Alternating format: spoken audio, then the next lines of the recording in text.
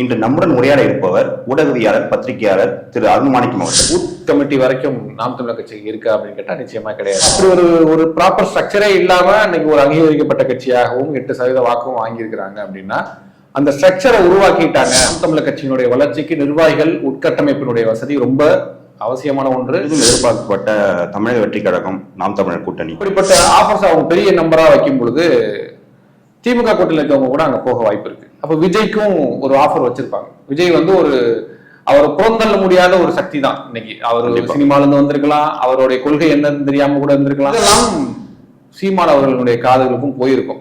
அதனால மேபி நான் என்னுடைய வேலையை நான் ஆரம்பிச்சிட்டேன், யார் வந்தாலும் வராட்டி நான் தனித்து போட்டியிட தான் போறேன் அப்படின்ற தன்னுடைய யூசுவல் ஸ்டேட்மெண்ட் அவர் சொல்லியிருக்காரு. பார்க்கலாம் அந்த அரசியல் காய் நகர்த்தல்கள் அப்படின்றது இப்பதான் வலுவடைய ஆரம்பிச்சு. நான் 2 திராவிட கட்சிகளுக்கும் எதிராக நான் ஒரு அரசியல் பண்றேன், ஒரு தத்துவத்தை வைக்கிறேன் அப்படின்ற ஒரு அரசியல் பேசுற சீமான் ஏன் போய் அதிமுக வைக்கணும்? அப்போ இலை மலர்ந்தா ஈழ மலர்னு பேசினப்போ ஜெயலலிதாவோட வச்சிருந்திருக்கலாமே. டிஎன்டிவி தமிழ் ஊடகம், தனித்துவமான தமிழ் ஊடகம். டிஎன்டிவி நேயர்களுக்கு வணக்கம். இன்று நம்முடன் உரையாட இருப்பவர் ஊடகவியாளர் பத்திரிகையாளர் திரு அருண்மாணிக்கம் அவர்கள். வணக்கம் சார். வணக்கம். நல்லா இருக்கீங்களா? நல்லா இருக்கு சார். நாம் தமிழர் கட்சி தலைவர் திரு சீமான் அவர்கள் இப்போது உள்ளாட்சி தேர்தலுக்காகவும் வருகிற 2026 சட்டமன்ற தேர்தலுக்காகவும் தமிழ்நாடு ஃபுல்லா சுற்றுப்பயணம் மேற்கொள்றார் சார். இது எப்படி அடிப்படை கட்டமைப்பு வசதிகளை எப்படி மேம்படுத்தணும்னு நினைக்கிறீங்க? நாம் தமிழர் கட்சியிலிருந்து வெளியேறியவர்கள், வெளியேற்றப்பட்டவர்கள், அது பல்வேறு காரணங்கள் இருக்கலாம். ஆனால் இவர்கள் எல்லாருமே சொன்ன ஒரு முக்கியமான விமர்சனம் என்ன அப்படின்னா, கட்சியினுடைய உட்கட்டமைப்பை சரி பண்ணணும் அப்படின்ற அந்த ஒரு காரணத்துல எல்லாருமே ஒரு புள்ளியில இருக்கிறாங்க. அப்ப கட்சியினுடைய உட்கட்டமைப்புல ஏதோ சிக்கல் இருக்கு அப்படின்றத நம்மளால புரிஞ்சுக்க முடியுது. இன்னொன்னு, நீங்க பொதுவாகவே ஒரு சாமானியன் போய் கேட்டீங்கன்னா என்ன சொல்லுவாங்கன்னா, நாம் தமிழர் கட்சியில யாரு உங்களுக்கு தெரியும் அப்படின்னு கேட்டீங்கன்னா சீமான் கட்சி அப்படிம்பாங்க. சோ அந்த கட்சியே சீமான் சென்ட்ரிக்கான கட்சி தான். சீமான் தான் அந்த கட்சியில தெரியும். அதை தாண்டி அந்த கட்சியை பத்தி கொஞ்சம் டீப்பா தெரிஞ்சவங்க 2ஆம் கட்டத்துல யாரா இருக்காங்க அப்படின்றது தெரியும். சாமானியனுக்கு அது சீமானுடைய கட்சி, அவ்வளவுதான். அப்போ கட்சியில 2ஆம் கட்ட தலைவர்களை உருவாக்கணும், 3ஆம் கட்ட தலைவர்களை உருவாக்கணும், கிராஸ் ரூட் வரைக்கும் ஒரு கிராமத்துல ஒரு கிளை, பேரூர், நகரம், வட்டம், இப்படி திராவிட கட்சிகளுக்கு எப்படி ஒரு ஸ்ட்ரக்சர் இருக்கோ அந்த மாதிரியான ஸ்ட்ரக்சர் நாம் தமிழர் கட்சிக்கு இருக்கா? பூத் கமிட்டி வரைக்கும் நாம் தமிழர் கட்சிக்கு இருக்கா அப்படின்னு கேட்டா நிச்சயமா கிடையாது. அப்போ அதை வலுப்படுத்த வேண்டிய தேவை இருக்கு. இப்போ அப்படி ஒரு ப்ராப்பர் ஸ்ட்ரக்சரே இல்லாம இன்னைக்கு ஒரு அங்கீகரிக்கப்பட்ட கட்சியாகவும் 8% வாக்கும் வாங்கியிருக்கிறாங்க அப்படின்னா அந்த ஸ்ட்ரக்சரை உருவாக்கிட்டாங்க. ஒரு அடிமட்டம் வரைக்கும் ஒரு தெருவுக்கு ரெண்டு பேர் நாம் தமிழர் கட்சிக்கான இருப்பான் அப்படின்ற ஒரு சூழலை நிர்வாகிகளை உருவாக்கினா மட்டும்தான் அந்த கட்சி அடுத்த கட்டத்தை நோக்கி நகர முடியும், ஒரு மிகப்பெரிய வாக்கு சதவீதத்தை பெற முடியும் அப்படின்றதும் அது அவங்களுக்கும் தெரியும். அதனாலதான் இந்த உட்கட்டமைப்பை சீர்படுத்தணும், அதை வலுப்படுத்தணும் அப்படின்ற முயற்சியில இறங்கி இருக்கிறாங்க. இன்னும் சொல்ல போனா தேர்தல் காலங்கள்ல இது வரைக்கும் நடந்த எல்லா தேர்தல்களையுமே ஒவ்வொரு தொகுதிக்கும் சீமான் தான் போவாரு, 234 தொகுதிக்கும் போவாரு, 40 தொகுதிக்கும் போவாரு. அப்படி இருக்கப்போ அவர் இனி வரக்கூடிய காலங்கள்ல ஏஜ் ஃபேக்டரா இருக்கலாம், பல்வேறு காரணங்களால அவர் எல்லா இடத்துக்கும் போக முடியாது, எல்லா மாவட்டங்களுக்கும் போக முடியாது. அப்போ தான் இல்லாட்டியும் வேலை நடக்கணும் அப்படின்னா நிர்வாகிகள் பலமா இருக்கணும். அந்த நிர்வாகிகள் அறியப்பட்ட முகங்களா, அந்த தொகுதியில் என்ன சொல்றது, ஒரு நோன் ஃபேஸா, ஒரு என்ன சொல்லுவாங்க, பிரபலமான நபராக மாறணும், அப்படி இருக்கணும். அந்த மாதிரி நிர்வாகிகளை வளர்த்தெடுக்கணும் கட்சி. சோ இனி வரக்கூடிய காலங்கள்ல நாம் தமிழர் கட்சியினுடைய வளர்ச்சிக்கு நிர்வாகிகள் உட்கட்டமைப்பினுடைய வசதி ரொம்ப அவசியமான ஒன்று. அது அந்த கட்சி கண்டிப்பா செஞ்சே ஆகணும். நீங்க சொல்றப்ப சொன்னீங்க சார், பூத் கமிட்டி கூட ரொம்ப கம்மியா இருக்காங்கன்னு சொன்னீங்க. கிட்டத்தட்ட 15 வருடங்களாக சட்டமன்ற நாடாளுமன்றத்தில் தனித்து தானே அவங்க போட்டிடுறாங்க. அந்த அளவுக்கு பூத் கமிட்டிகள் ஆள் போடுறது கூட வீக்கா இருக்காங்களா? பூத் கமிட்டிக்கு ஆள் போடுறதுன்றது வேற. இப்போ திமுக அதிமுக இருக்கிற பலம் என்ன அப்படின்னா, இப்ப விசிக கூட வாக்குச்சாவடி முகவர்கள் கூட்டம்னு சமீபத்தில் நடத்துறாங்க தேர்தலுக்கு முன்னாடி. ஏன் அவங்க நாம் தமிழர் கட்சிக்கு முன்னாடி இருந்து அரசியல் கட்சியில இருக்கிறாங்க, ஏன் தனியா வாக்குச்சாவடி முகவர் கூட்டம் நடத்துறாங்க? இன்னைக்கும் பெரிய பெரிய கட்சிகளும் நடத்திக்கிட்டு இருக்கிறாங்க. வாக்குச்சாவடி முகவர்கள் அப்படின்றது ஒரு இந்த தெருவுல 10 ஓட்டு திமுக ஓட்டுன்னு அவனுக்கு தெரியும். இந்த எந்தெந்த வீட்டுல அம்மா திமுக, அப்பா அதிமுகன்ற ஓட்டு அது வரைக்கும் அவனுக்கு தெரியும். தெரியும். சோ அப்ப இந்த தெருவுல எத்தனை ஓட்டு நமக்கு விழுந்திருக்கு அப்படின்றத அவன் பூத்துக்குள்ள போகாம அவனால சொல்ல முடியும். இந்த அடிப்படை பலம் நாம் தமிழர் கட்சிக்கு தேவை. அதுக்காக தான் பூத் கமிட்டியில பூத்துல போய் உட்கார்றதுக்கு ஒரு ஆள் யாரும் ரெடி பண்ணி உட்கார வச்சிடலாம். அவங்க பூத் லெவல்ல ஒரு என்ன சொல்ற கிராஸ் ரூட் வரைக்கும் தங்களுடைய நிர்வாகிகள் இருக்கணும். அவன் தான் போய் அந்த கட்சியில நாளைக்கு ஒரு பிரச்சனைனா சீமான்கிட்ட போய் சேர்க்கணும் அப்படின்னா இப்படி ஒரு பிரச்சனைக்கு இப்ப நாம் தமிழர் கட்சி இதை எதிர்த்துலாம் போராட மாட்டீங்களான்னு அந்த தெருவில் இருக்கலாம் அவன்கிட்ட தான் போய் சொல்லணும். அப்படிப்பட்ட கட்டமைப்பு நாம் தமிழர் கட்சி இருக்கா அப்படின்னு கேட்டா பெரும்பாலும் இல்லை அப்படின்றதுதான் உண்மை. சோ அதை வலுப்படுத்தணும் கட்சி. சார், பெரிதும் எதிர்பார்க்கப்பட்ட தமிழக வெற்றி கழகம் நாம் தமிழர் கூட்டணி சீமானன் சார் வந்து ஆரம்பத்துலேயும் சொல்லிட்டு வந்தாரு. ஆனா இப்ப ரீசெண்டா பத்திரிகையாளர் சந்திப்புல நான் மறுபடியும் தனித்து தான் போட்டிடுவேன், 117 ஆண்கள் 117 பெண்கள்னு மறுபடியும் பழைய இதே எடுத்திருக்க ஸ்டேட்மெண்ட்டை. ஏன் சார், ஏன் இந்த அவசரம்? இன்னும் மாநாடு கூட நடத்தல, விஜய் மாநாடு நடத்தல.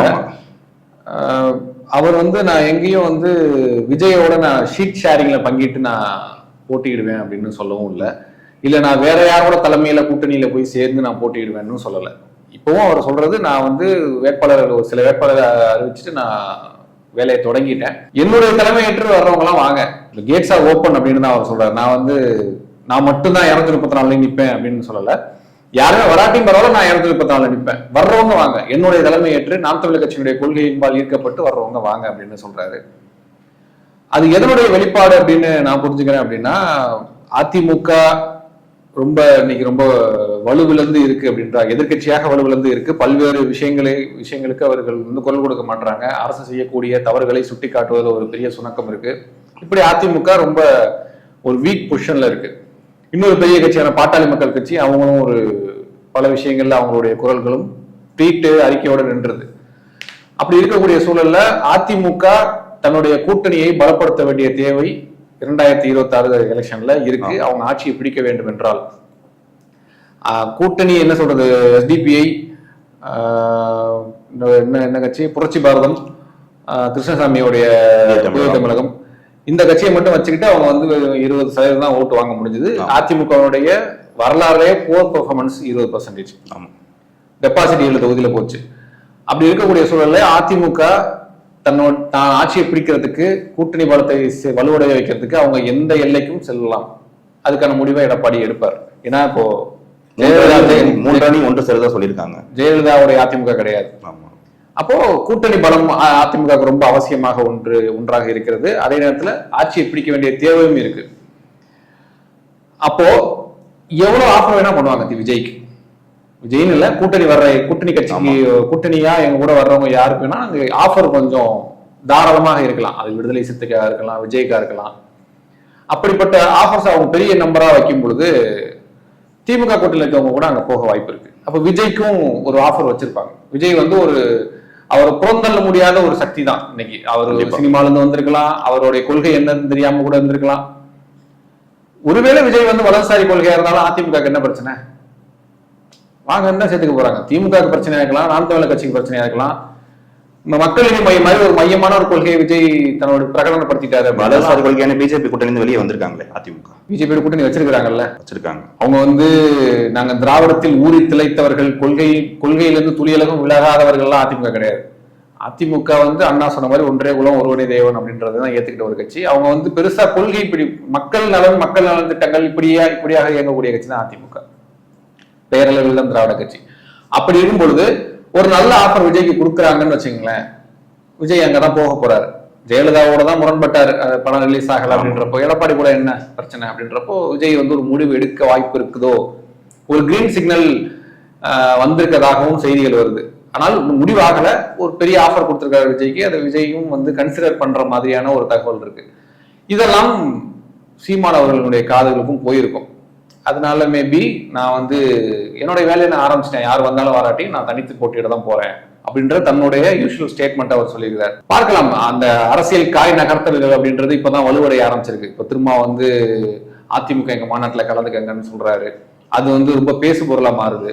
நட்சத்திரங்கள் நகருகிறதா அப்படின்ற மாதிரி எல்லாம் விமர்சனங்கள் வந்திருக்கு. பார்க்கலாம், அரசியல் இப்பதான் அந்த தேர்தல் கூட்டணிகள் சூடுபிடிக்க ஆரம்பிச்சிருக்கு, யார் எங்க போவாங்க அப்படின்னு. ஆனா நிச்சயமா விஜய் தனிச்சு நின்னா அது அவருக்கு ஒரு பெரிய டிராபேக்காக தான் இருக்கும். அவர் வந்து ஜெயிக்க முடியாது, விஜயகாந்த் அளவுக்கு கூட அவரால் ஜெயிக்க முடியாது. என்ன தொகுதிக்கு ஒரு 20,000 ஓட்டு 25,000 ஓட்டு அவரால் வாங்க முடியுமே தவிர, ஸ்ட்ராட்டஜிக்கலா அவர் பிளே பண்ணாருன்னா எதிர்கட்சி தலைவராக கூட போய் உட்காரலாம், துணை முதல்வராக கூட ஆகலாம். அது அவர் வைக்கக்கூடிய டிமாண்டை பொறுத்து, அவர் அமைக்கக்கூடிய ஸ்ட்ராட்டஜியை பொறுத்து, அவர் பிளே பண்ணக்கூடிய கார்ட்ஸை பொறுத்து அந்த அளவுக்கு அவருக்கான பொட்டன்ஷியல் இருக்கு. பொட்டன்ஷியல் மீன்ஸ் நான் ஐடியாலஜிக்கலா சொல்லல, அவருடைய ஃபேன் பேஸ், டார்கெட் பேஸ், அதை பேஸ் பண்ணி சொல்றேன். அதே மாதிரி தான் திருமாக்கும் ஸோ சீமான் அவருடைய ஸ்டேட்மெண்ட் என்னன்னா, அவர் விஜய் தன்னுடைய தம்பி அது அந்த அந்த அந்த ஸ்டேட்மெண்ட் அவர் நான் வரவேற்பேன், மாநாட்டில் கலந்துப்பேன் அப்படின்ற ஸ்டேட்மெண்ட்லாம் என்ன அப்படின்னா, நம்ம வந்து ஒரு பெரிய சக்தியா இருக்கிறோம், நம்ம கூட இன்னொரு ஒரு பெரிய ஃபேன் பேஸ் வச்சிருக்கிற ஒரு நட்சத்திரம் வந்து நம்ம கூட இணைஞ்சா நல்லா இருக்கும், இணைஞ்சு தேர்தலை சந்திச்சா நமக்கான வெற்றி வாய்ப்பு அதிகமா இருக்குன்ற ஒரு ஆசை தான் சீமான் வெளிப்படுத்தினது. அது நடக்காத பட்சத்தில் அவர் ஒன்றும் தளர்ந்து போறது கிடையாது. அவர் தனித்து தான் இயங்க போறாரு. அதிமுகவும் சீமானுக்கு ரொம்ப நாளா பொக்கி போட்டுட்டு தான் இருக்கிறாங்க. ஆனால் நான் வந்து மறுபடியும் அவர் சொல்லிட்டே இருக்காரு, நான் அந்த 2 கட்சிகள் எனக்கு எவ்வளவு வேலை பேசுனாங்க, நான் போகிறதா எப்போ வேணா போயிருந்துருப்பேன் அப்படின்றாங்க. ஸோ அவரு விஜய் வந்தால் சீமானுக்கு பலம், வரலன்னா அவர் யூஸ்வலா அவர் போக்கில் அவர் போயிட்டு இருப்பார். 8% 15% ஆகலாம். நாம் தமிழ் கட்சி ஆரம்பிச்சதுலேருந்து சார், நீங்க அதிமுகவோட திமுகவை தான் பரம எதிரியா பாக்குறாங்க. அவங்க எதிர்ப்பு வந்து எப்பவுமே திமுக எதிர்ப்பு தான் முன்னிலைப்படுத்தப்படுது. அப்புறம் நீங்க அதிமுகவும் தமிழ்நாடு வெற்றி கழகமும் கூட்டணி அமைஞ்சார், சித்தப்பான் என்று பாசத்தோட பாராட்டும் சீமான் அந்த கூட்டணிக்கு போகல என்ன தயக்கம்? அதிமுகவோட கூட்டணிக்கு போயிருந்தா எப்பயோ போயிருக்கலாம் சீமான். எனக்கு தெரிஞ்சு அவர் அந்த முடிவை எடுக்க மாட்டாருன்னு நான் ரொம்ப நம்புறேன். விஜய் போனதுக்காக சீமான் ஏன் அதிமுகவுக்கு போகணும்? விஜயும் அதிமுகவும் ஒரு கூட்டணி அமைச்சாங்க அப்படின்னா அது வந்து ஒரு ஸ்ட்ராட்டஜி. திமுக அப்படின்ற ஒரு ஆளுங்கட்சியை அதிகாரத்துல இருந்து இறக்கணும் அப்படின்றதுக்காக ஒரு ஸ்ட்ராட்டஜி அமைக்கிறாங்க. அந்த நான் 2 திராவிட கட்சிகளுக்கும் எதிராக நான் ஒரு அரசியல் பண்றேன், ஒரு தத்துவத்தை வைக்கிறேன் அப்படின்ற ஒரு அரசியல் பேசுற சீமான் ஏன் போய் அதிமுக வைக்கணும்? அப்போ இளைமலர்னு பேசினப்போ ஜெயலலிதாவோட வச்சிருந்திருக்கலாமே. அதுக்கப்புறம் ஓபிஎஸ் பேசும் இரட்டை தலைமையா இருக்கும் போதே வச்சிருந்திருக்கலாமே. சோ அந்த முடிவை அவர் எடுக்க மாட்டாருன்னு நான் நம்புறேன். விஜயோட சேரலாம், அப்படி இல்லைன்னா இப்ப திருமா சீமான் சேரலாம், இல்ல திருமா விஜய் சீமான் சேரலாம். இதெல்லாம் ப்ராபபிலிட்டி தான். இதெல்லாம் நடக்குமா நடக்காதுன்றதெல்லாம் தேர்தல் காலங்களில் தான் பார்க்க முடியும். இப்படிப்பட்ட இயக்கங்களோட சேரலாம். தமிழர் நலன் சார்ந்து இயங்கக்கூடிய அமைப்புகள் கட்சிகளோட சேரலாமே தவிர அதிமுகவோட ஒரு சாஃப்ட் கார்னர் இருக்கு சீமானுக்கு, நான் இல்லைன்னு சொல்லல, கம்பேர் வித் டிஎம்கே. ஆனா கூட்டணின்னு போவாரா அப்படின்னு கேட்டா அது ரொம்ப சந்தேகம் தான். அவரே பல மேடைகள்ல சொல்லியிருக்காரு, நான் இந்த 2 திராவிட கட்சிகள் 2 தேசிய கட்சிகளோட போக மாட்டேன் அப்படின்னு சொல்லியிருக்காரு. அப்படி போனால் அது சீமான் தனக்கு தானே குழிபறித்துக் கொண்டதுக்கு சமம். ஒருவேளை பழைய மாதிரியே அதிமுக, பாமக, பாஜக அந்த கூட்டணி அமைஞ்சிட்டா இப்போ புதுசா தமிழக வெற்றி கழகம் வரை வருது. ஏன்னா இப்போ புதிய வாக்காளர்கள் எப்போதும் வந்து பாத்தீங்கன்னா பொது பார்வையில இருந்து யார் மாற்று அரசியல் பேசுறாங்களோ அவங்களுக்கு ஓட்டு போகும். அதுல இருந்து நாம் தமிழர் கட்சிக்கு சீமானுக்கு வருஷம் நீங்க ஓட் பேங்க் இன்க்ரீஸ் ஆயிட்டே வருது.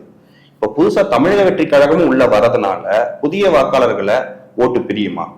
பழைய வாக்கு சதவீதமும் குறையறதுக்கு வாய்ப்பு இருக்கா நாம் தமிழருக்கு? முன்னாடி சொன்னது வந்து அதிமுக, பாஜக, பாமக கூட்டணி அமையுமான்னு கேட்டீங்க. ஆமா, பாமக பாஜக கூட்டணி இப்ப கூட்டணியில தான் இருக்கிறாங்க. ஆமா, அதிமுக அந்த கூட்டணியில என்டிஏல போய் சேருமா அப்படின்றது எனக்கு தெரிஞ்சு ரொம்ப சந்தேகம். ஏன் அப்படின்னா பல ஆஃபர்கள் வந்து 2024 எலெக்ஷன்ல எடப்பாடி பழனிசாமிக்கு பிஜேபியால் கொடுக்கப்பட்டும் அவர் அதை நிராகரிச்சு வேணாம், நாங்க தனியா உங்க கூட நாங்க கூட்டணிக்கு வரல அப்படின்ற ஒரு முடிவு எடுத்தார்.